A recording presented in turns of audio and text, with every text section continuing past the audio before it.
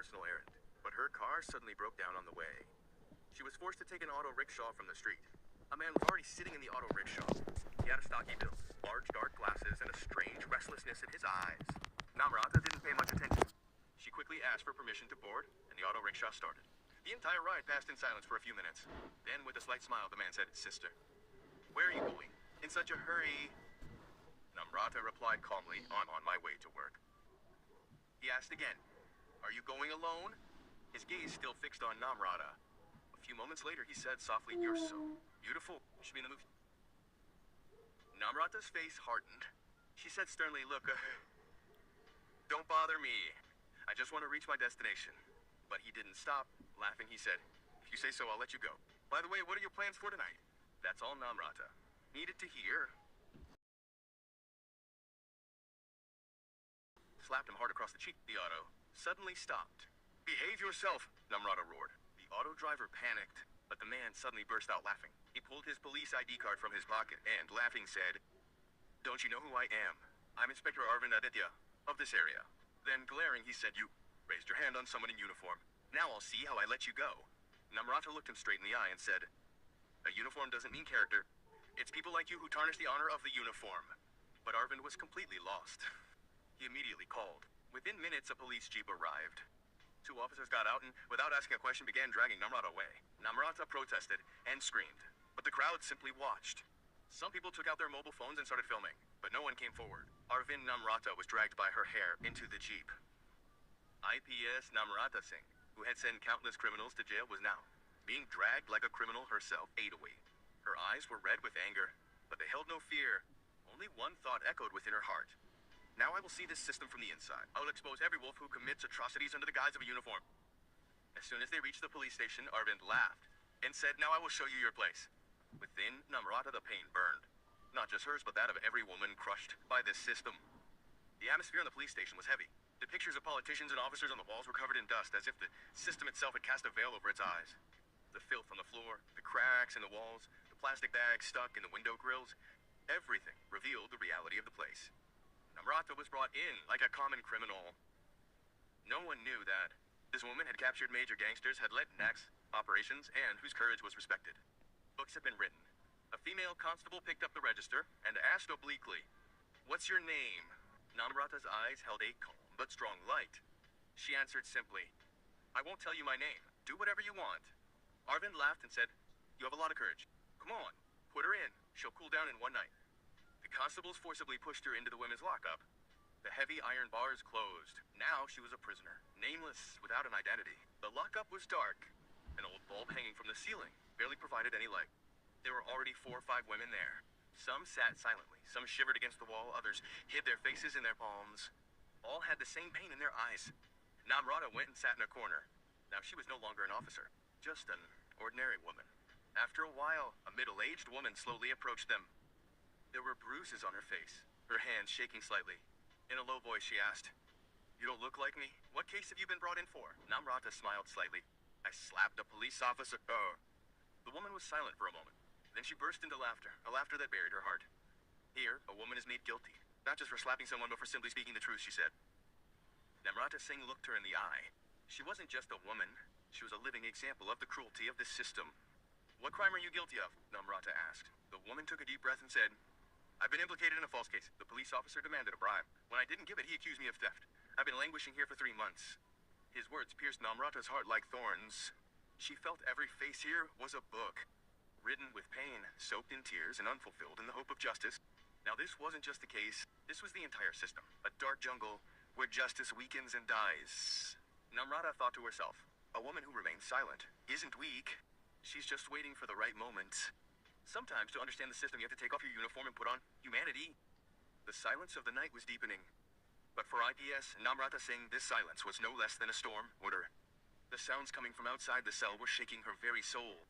A young woman's panicked voice called out, "Sir, please, don't send me to that room. I'll tell you the truth." Just then, Inspector Arvind Aditya's stern voice rang out. "The truth is useless right now. Either bring the money or go back." Namrata's nerves tensed. What was going on in this police station? Was there bargaining going on under the guise of a uniform? Is this justice? This place wasn't a police station anymore, but a dark hell. The morning sun's rays hadn't even reached the ground when a constable shouted, "Come on, everyone. Get in line. Inspector Sahib will write down names and addresses." Namrata stepped back. She had decided. She had to hide her true identity. If she wanted to see the truth of this system, she would become an ordinary woman. Without the power of a uniform, we'll have to look into it. The inspector arrived. Names were asked one by one. When it came, Namrata bowed her head. She softly said, "Seem?" she said. The inspector looked at her suspiciously, but moved on. Inspector Arvind Aditya offered a sideways smile. That same day, Namrata was taken out of the lockup and taken to a separate room in the police station. There was a dirty old sofa in the room, a creaking fan, and a camera in the corner. A little while later, Arvind Aditya also arrived. Laughing sarcastically, he said, "I've taken the name Seema. Now tell me your real name. Maybe you'll show some mercy." Then, glaring, he said, "You're acting so tough, aren't you? I'll treat you so arrogantly that all your arrogance will vanish." Namrata remained silent. She closed her eyes. There was only one thought on her mind. If I have to keep quiet and witness this filth, I'll keep quiet. But the day I speak, it'll be a storm. The next morning, the police station was bustling with activity. New prisoners were arriving. Some were being taken for trial. Sitting in a corner of the lockup, Seema was lost in deep thought. This was not a fight for her honor. This was the fight of every woman who is suppressed within these walls. In the morning, she was again taken to the same small room. Today, DSP Amesh Tripathi was present there. Honest, but strict officer. He asked her name. Namrata again bowed her head. DSP. Seema looked at her deeply. "You do not look like an ordinary woman, but your name is not there in the records. Neither FIR nor complaint." Inspector Arvind interrupted. "I have seen many such people, sir. She will reveal everything in 2 days." DSP silenced her, then asked Namrata, "Tell me, Seema, why are you here?" Namrata didn't answer directly. She simply said, "Sir, have you ever seen the truth inside the prison walls? From the outside, these bricks and stones appear to be stone, but inside they swallow a person." Silence fell over the room. The DSP understood. This woman had some profound truth that had yet to be revealed. By evening, Namrata was assigned to clean the police station's old storeroom. The room was dark and stinking. Old papers, files, and registers were scattered everywhere. A dust-covered CCTV DVR machine lay in a corner. Namrata's eyes sharpened. As she flipped through the registers, women's names appeared. False cases, no charge sheets, months of imprisonment. One file caught her eye. Reena Yadav, 19 years old. Charges, suspicious activity, time at the police station, 17 days without a case registered. Namrata's heart trembled at the sight of the picture.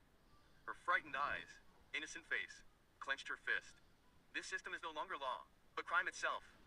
While distributing dinner plates that night, a woman softly asked, "Who are you?" "Yours." Her body language was like that of an officer. Namrata smiled. She said nothing. The woman said, "If you can do something, be our voice. There's a lot of wrong going on here, but out of fear, no one speaks up." Namrata held someone's hand for the first time. She said softly, "I will be our voice, but for now it's important to remain silent. The right time will come, and our silence will shake the system." The night grew darker. Lying on the cement floor, Namrata was piecing everything together. This wasn't her personal fight anymore. It was the beginning of a movement. As morning dawned, she found an opportunity. Some prisoners were taken to court. Namrata quietly called out to the women, all victims of this injustice. Within a few hours, 7 women were gathered in a corner. Each face bore a different pain, but the same anguish. Namrata, who was still Seema to everyone, listened carefully to everyone's story. Then, in a calm but firm voice, she said, "We will all go on a hunger strike together. No food, no water, until the DSP or the district magistrate personally comes and listens to us." One said, "What if we are picked up at night?" Another said, "What if we are killed?" Namrata's voice grew stronger. "So our bodies will bear witness that we fought against a rotten system." It was the first day of the hunger strike. A strange tension hung in the air of the police station. The 7 women locked in the women's lockup sat quietly on the floor. No one picked up food or touched a glass of water.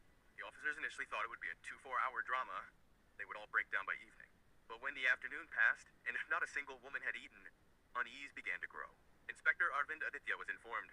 He angrily appeared in front of the lockup and shouted, "What is this drama? Make everyone understand, otherwise the consequences will be dire." Inside the lockup, Namrata Singh, who was still the limit for everyone, spoke softly. "We are calm, sir, but not silent." There was neither fear nor pleading in her voice. There was just a pause that made anyone in front of her uncomfortable. Arvind Aditya gritted his teeth. He could sense this woman was different. By evening, one woman's health deteriorated. Her blood pressure began to drop. Namrata raised her voice. "If anything happens to her, this police station will be responsible." The duty doctor was called. The case was now being recorded. This was the first crack that shook the walls of the system. The next morning, DSP Amitesh Tripathi himself arrived at the police station. He first called for the women's lockup register. Names, dates, case numbers, everything was incomplete. Several names had only one line written against them.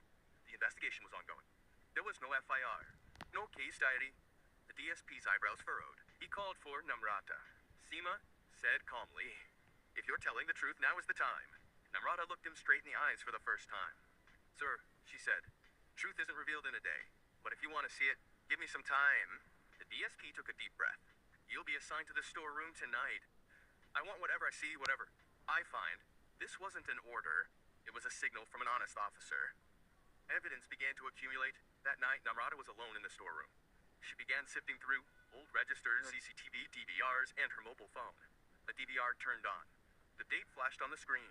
The video showed 17 days ago. Rina Yadav was being taken to a room in the dark of night. The voice was clear. "Shut up, or it'll be worse." Inspector Arvind Aditya was present in the room.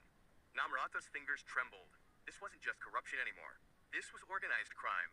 She copied all the footage onto a pen drive, along with photos of register pages, lists of false cases, and medical reports. Now, she didn't just have stories, she had evidence. The next morning, DSP Tripathi called all the senior police officers to the police station's conference room.